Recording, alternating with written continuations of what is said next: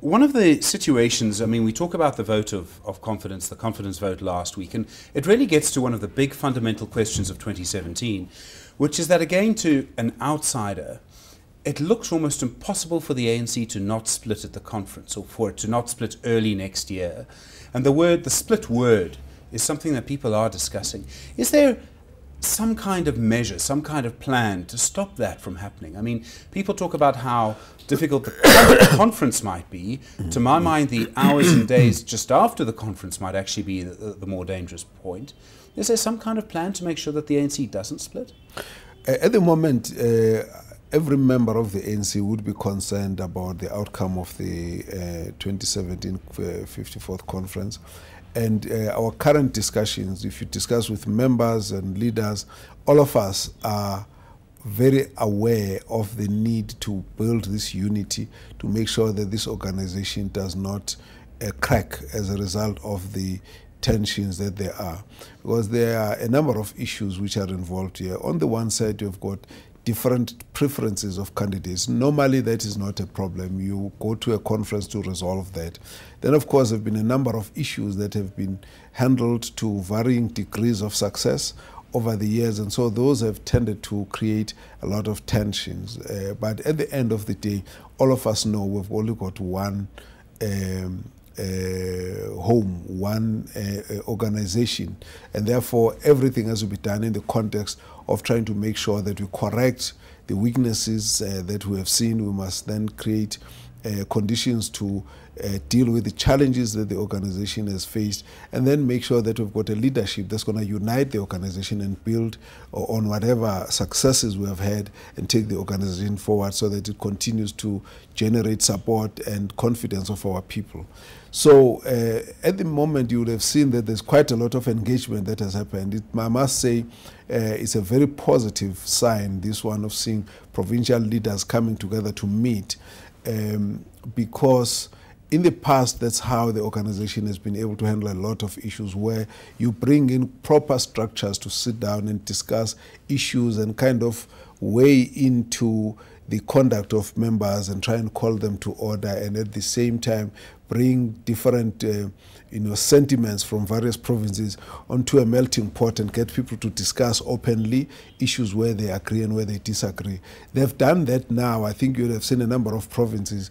Never mind what statements come out. What's important is that they are now meeting and they're discussing. And I must say they're very late. It would have happened long ago, and we've been trying to push for people to do that. And the reason why it has not happened, I think all of us got entangled into the excitement of throwing up names, and then we started sending names out which were really self-proclaimed more than actually emerging from the branch processes, which is we're still going to come in the next year. But nevertheless, I think we must also take responsibility as the leadership that we should have also been stronger to say to people, here's the process, let's stick to it. Instead, we have seen senior leaders participating in a process that was in a way deviating from the process of what the ANC should have been doing. There was a reason why things have happened in a particular way. The challenge of just getting a whole new system that's not been discussed properly is that you don't have a sense of what rules should you be applying at that level. And so somewhere along the line, you start getting the whole organization entangled in the approaches that they don't know how to resolve. So that is an issue that I think is going to be assisted by the fact that provincial leaders, they were asked by the NEC around August, July last year to say, let's start these discussions going. And that is basically to be saying that it opens up a space for different levels of leadership to start discussing the challenges the organization is facing, the kind of character of leadership that we need, the performance of individuals, and therefore begin to openly engage in a situation which is constructive for the organization and for the individuals. Thereafter, they can have a much better informed approach. So I think that the fact that there's already a discussion means you are already lessening tensions and lessening the possibility of a split, because all the views are on the table. There's no one who's going to surprise anyone. And also, when the leadership meet like that, what tends to create a split is when people don't listen to each other, don't hear each other, and some behave when they feel that others are behaving in a kind of bully approach. then of course the others react wrongly and so on, because these are human dynamics. Now, the way that is happening now, comrades are putting issues on the table. You see, when we're going towards Mangaung, we did exactly the same thing. We disagreed, but we sat down and we said, are we right about the challenges? And we said, yes, we are right.